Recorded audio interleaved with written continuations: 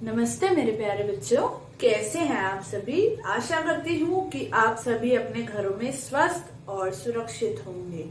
तो बच्चों, आज हम शुरू करेंगे पाठ 5 राजीव की बहादुरी। इसमें एक राजीव नाम का लड़का है जिसकी बहादुरी की ये कहानी है। बच्चों, करते हैं इस पाठ का पठन। ठीक है बच्चों, तो निकाल लेंगे सभी अपने बुक। पाठ 5 निकाल लीजिए, राजीव की बहादुरी।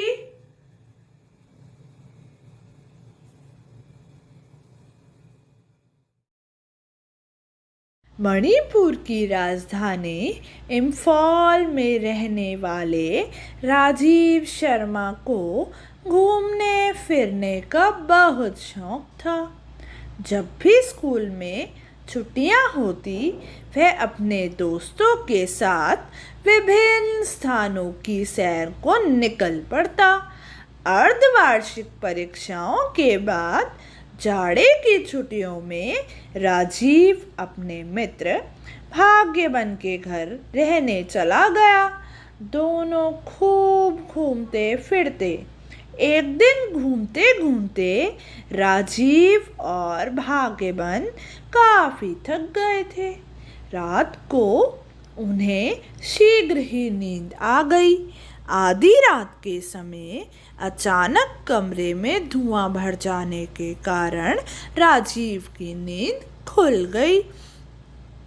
उसने देखा कि कमरे का दरवाज़ा जो रसोई घर से जुड़ा था जल रहा है।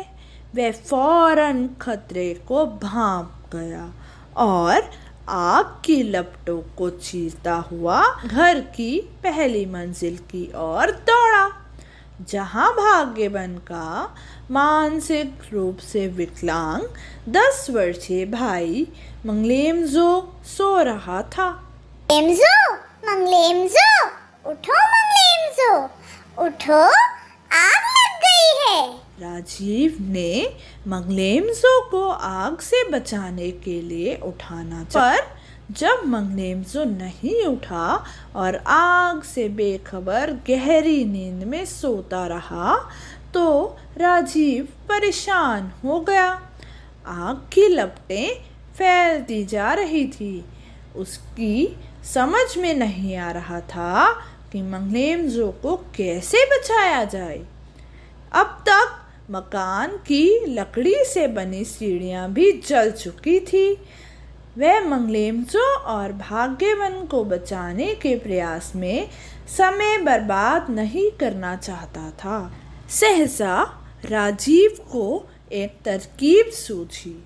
उसने पास पड़ी एक धोती उठाई और उसके एक सिरे से मंगलेमजो को बांधा तथा दूसरे सिरे को मकान में लगे एक लकड़ी के खंभे से बांध दिया। अब उसने पहले तो मंगलेमजो को नीचे सुरक्षित पहुंचाया, फिर स्वयं भी पास के रेत के ढेर पर कूद गया। चूंकि इस कोशिश में राजीव भी काफी जल चुका था, इसीलिए रेत के ढेर पर गिरते ही बेहोश हो गया। तब तक आग की लपटों को देख भाग्यवन के साथ साथ आसपास के और लोग भी जाग गए और सहायता के लिए आ पहुंचे। शीघ्र ही कुछ लोग राजीव की मरहम पट्टी में जुड़ गए, तो कुछ धोती में बंधे मंगलेमजो को बचाने में। आग पर भी जल्द ही काबू पा लिया गया। राजीव को जब होश आया तो उसने देखा कि सभी लोग मुक्त कंठ से उसकी प्रशंसा कर रहे हैं। भाग्यवन और मंगलेमजो की आंखों से तो खुशी के आंसू ही निकल आए थे। राजीव की इस बहादुरी के लिए वर्ष 1998 के गणतंत्र दिवस पर उसे सबसे बड़े राष्ट्रीय वीरता पुरस्कार के अंतर्गत संजय चोपड़ा पुरस्कार से सम्मानित किया गया। इस मौके पर जहां भाग्यवन एवं मखलेमजो के माता पिता उस घटना में राजीव के धैर्य एवं साहस की प्रशंसा करते नहीं थक रहे थे, वहीं उसे ढेर सारा आशीर्वाद भी दे रहे थे। और तो और राजीव के माता पिता भी बेटे की बहादुरी से कम खुश ना थे। बच्चों, मैं आशा करती हूँ कि आपने मेरे साथ साथ इस पाठ का पठन किया होगा। तो चलिए बच्चों, आप सभी अब अपनी रफ नोटबुक निकाल लेंगे। निकाल लीजिए आप सभी अपनी रफ नोटबुक।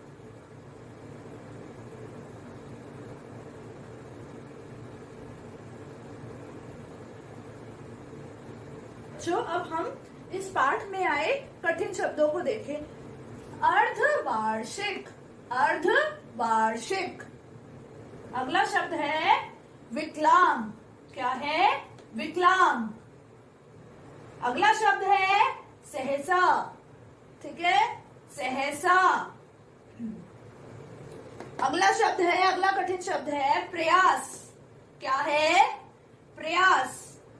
अगला हमारा कठिन शब्द है सुरक्षित, सुरक्षित। आखिरी हमारा कठिन शब्द है मुक्त कंठ से, मुक्त कंठ से। तो बच्चों, इसे आप सभी अपनी रफ नोटबुक में लिख लेंगे।